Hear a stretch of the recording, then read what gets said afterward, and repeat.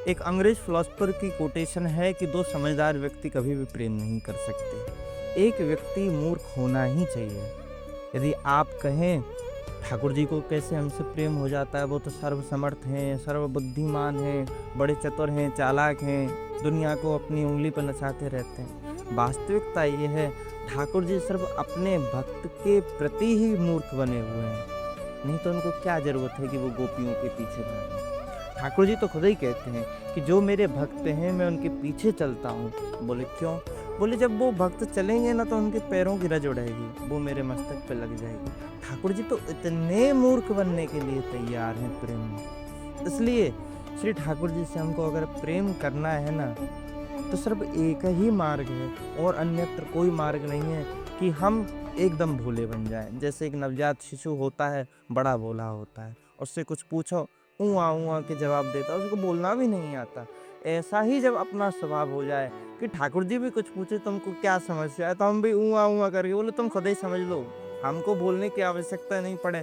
जिस प्रकार बच्चा मैया को नहीं बताता कि हमको दूध पीना है, हमको शौच जाना है, मैया खुद ही समझ जाती है। क्यों?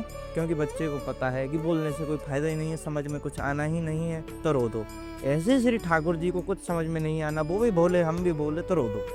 ठाकुर जी खुद ही समझ जाएंगे, उनको जो करना होगा सो कर देंगे। भैया, भोलेपन की भी सीमा ये है, ठाकुर जी से प्रेम करने की भी सीमा यही है कि परमानंद दास जी का एक पद है, यह तन कुंवर किशोर पे बारो, यह तन नवल किशोर पे बारो। अन्यत्र और कोई मार्ग ही नहीं है, इस तन का और कोई औचित्य ही नहीं है। ठाकुर जी ने ले दे के हमको क्या दिया? ठाकुर जी ने ले दे के ये तन ही तो हमको दिया है कि जाओ संसार में कर्म करो। जैसे अपन ब्याह बारात में जाते हैं तो लोगों के जेब में कितना पैसा होता है, वो लेते हैं जेब से निकालते हैं, दूल्हे पे उसार कर उड़ा देते हैं। ऐसे ही श्री ठाकुर जी का दिया हुआ शरीर है, इस शरीर को लो और श्री ठाकुर जी पे उसार दो। बोले तुम्हारा ही और उड़ा दिया, बोले तुम पे ही उड़ा दिया। अब इस शरीर का, इस मन का, इस तन का जो आप करो सो करो, हमको कोई मतलब नहीं है। आपको चाहिए कि ये पाप करे तो हम पाप करने बैठ जाएंगे, आप कहें कि पुण्य करे तो ये पुण्य करने बैठ जाएंगे, आप कहें कि आपका ही भजन करने के लिए बैठ जाए तो आपका भजन करने के लिए बैठ जाएंगे। आप जो कहेंगे सो करने के लिए बैठ जाएंगे, हम में बुद्धि दिमाग कुछ नहीं है।